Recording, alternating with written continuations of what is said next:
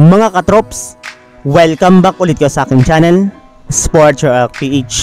At ngayon nga ipag-uusapan natin ang balitang maglalaro pa rin nga daw po si Calvin Abueva sa kabila ng kanyang mga tinatamong injury. Pag-uusapan na rin nga natin ngayon dito sa ating panibagong video, ang balitang pang-anim lamang nga daw po ngayon ang Los Angeles Lakers sa NBA at ang naibalitang bagong player na pipirma pa sa kanilang kupunan.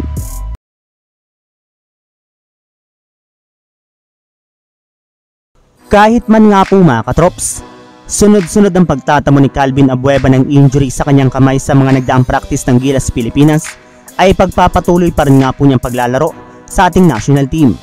Yes, hindi nga po siya aatras at sasali pa rin nga po siya sa kanilang lineup para sa darating na 2023 Asian Games na gaganapin sa China sa September 23. Ayon nga po sa naging pahayag nito sa media, tama rin naman nga daw po ang kanyang napansin at sinabi noon na kulang nga daw po talaga ang Gilas Pilipinas ng isang player na nakapagbibigay ng enerhiya sa kanilang mga laro. Yes, wala nga daw pong energy kaya ang ating national team ngayon na maibibigay rin naman nga po niya sa Gilas Pilipinas. Kaya kailangan nga po talaga niyang maglaro ngayong alam nga po niya kung gaano siya kahalaga sa kanilang mga laro sa darating na Asian Games. Pero syempre inamin rin naman nga po niya na dapat rin naman nga po siyang mag-ingat upang sa ganon ay mas makatulong pa siya sa ating national team.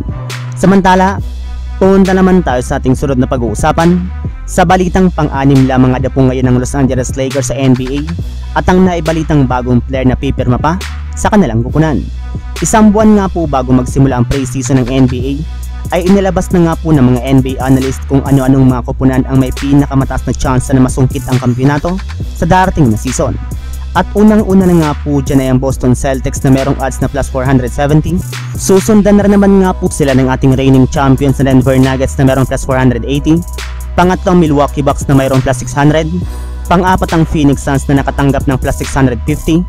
Pang-lima ang Miami Heat na nakakuha ng plus 1,000. Habang ang Los Angeles Lakers ay merong plus 1,300. At Golden State Warriors ay meron lamang plus 1,400 na chance na magkampiyon sa darating na season. Pero syempre marami pa rin naman nga po ditong mababago sa pag-usad ng season, gayong hindi pa rin nga po pinalang lineup ng bawat kupunan, katulad na lamang ng Los Angeles Lakers na meron pang natitirang isang bakanting pwesto sa kanilang lineup na gagamitin nga daw po nila upang makakuha ang kanilang team ng isang player na available sa loob ng buyout market. Yes, maghihintay pa nga po ang Lakers na magtanggal ang ibang mga kupunan ng mga manlalaro sa kakukuha ang Lakers ng mga bagong player. At base nga po sa pinakahuling nilabas na balita, ang mga players nga daw po na posible nalang kunin ay kinabibilangan ni na Robert Covington at Joe Harris na parehong posibleng i-buyout ng kanilang mga kupunan. So yun lang mga katrops, ang handog kong story ngayong araw.